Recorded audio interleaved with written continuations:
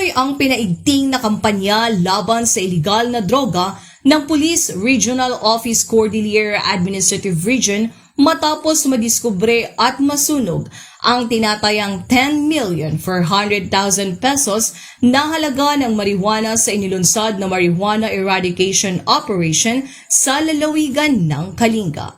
Nitong ika-30 at ika-31 ng Mayo ng taong kasalukuyan.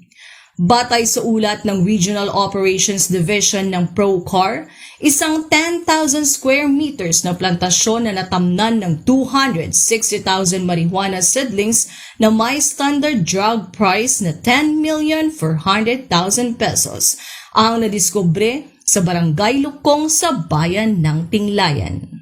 Ang operasyon ay naging matagumpay dahil sa pagtutulungan ng pinagsanib na puwersa ng Tinglayan Municipal Police Station, Balbalan Municipal Police Station, 2nd Kalinga Provincial Mobile Force Company at Philippine Drug Enforcement Agency ng Kalinga.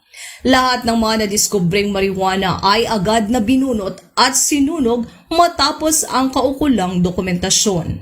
Habang patuloy ang isinasagawang investigasyon upang matukoy ang iba pang posibleng plantasyon sa mga kalapit na lugar at ang mga responsable sa iligal na pagtatanim nito. Nananatiling matatag ang ProCar sa kampanya laban sa iligal na droga at hindi titigil sa pagsasagawa ng mga kaukulang hakbang upang makamit at maisulong ang bagong Pilipinas. Mula dito sa Tabuk City, Kalinga, ako ang inyong Police News Network Correspondent, Police Staff Sergeant Precious May Donaal, alagad ng batas, tagataguyod ng balitang pulis.